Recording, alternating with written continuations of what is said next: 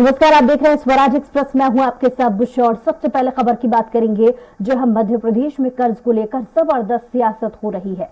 शिवराज सरकार ने दिग्विजय सिंह शासनकाल से 16 गुना ज्यादा लोन लिया है।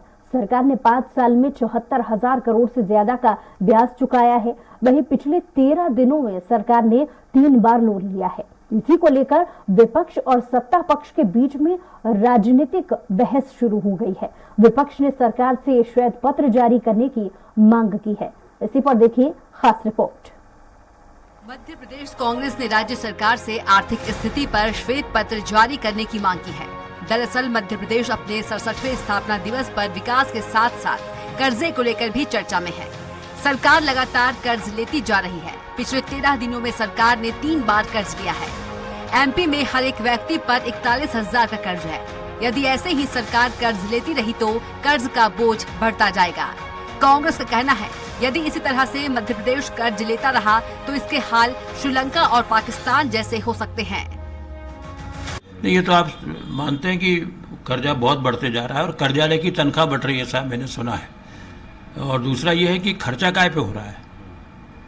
बड़े बड़े सम्मेलन, बड़े बड़े औद्योगिक, अब आप देखिए विगत वर्षों में 10 वर्षों में जितने बड़े बड़े औद्योगिक कॉन्फ्रेंस हुई है, कितने नए कारखाने आए हैं, कितने नए छोटे उद्योग बंद हुए हैं। तो जो कर्जा लिया जा रहा है वो प्रदेश के डेवलपमेंट के साथ ही बड़े बड़े लाखों लोगों की भीड़ इकट्ठी करो, किसी भी धर्म, जाति या वर्ग के लोगों के बड़ा बड़े कॉन्फ्रेंस करो, लाख लाख 2-2 लाख लोगों को बुलाओ, उसके ऊपर करोड़ों रुपए खर्च करो। इससे जनता का क्या भला होने वाला है। एमपी सरकार ने 5 साल में 74,000 करोड़ ब्याज चुकाया है। मध्य प्रदेश पर उसके सालाना बजट से भी ज्यादा कर्ज है। यानी स्टेट की स्थिति उस घर की तरह हो गई है जिसकी इनकम कम और कर्जा ज्यादा है।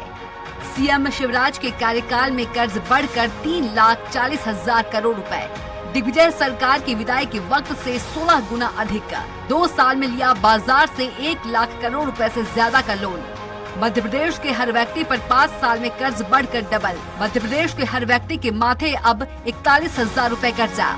2017 तक हर व्यक्ति के माथे था 21,000 रुपए का कर्ज। 2003-04 में प्रदेश पर 20,000 करोड़ रुपए का कर्ज था, जो प्रति व्यक्ति 3,300 रुपए आता है। मध्य प्रदेश का बजट 2022-23 के लिए कुल 2,79,237 करोड़। कर्ज है 3,31,000 करोड़ रुपए। हेल्थ सर्विसेज में 17वें नंबर पर।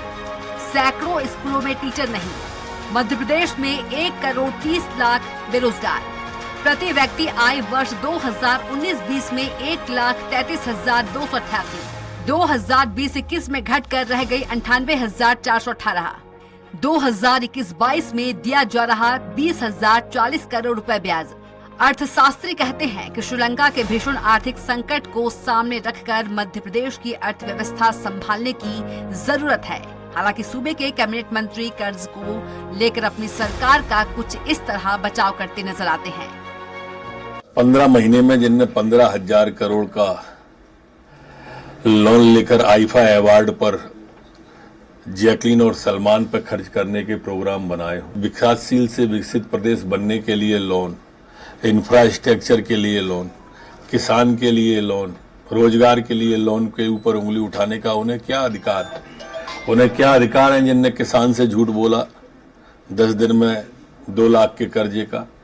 राहुल बाबा आ रहे हैं, उनसे ही बुलवा दें, उस पर कुछ उनसे ही बुलवाया था उनने।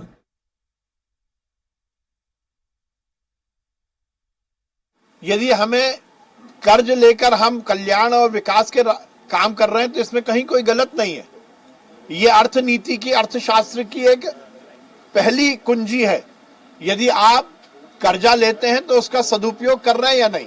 और भारतीय जनता पार्टी की सरकार ने यदि कर्जा लिया है तो वो उस कर्जे के पैसे का उपयोग सदुपयोग के रूप में किया है, जनता के कल्याण के लिए और प्रदेश के विकास के लिए।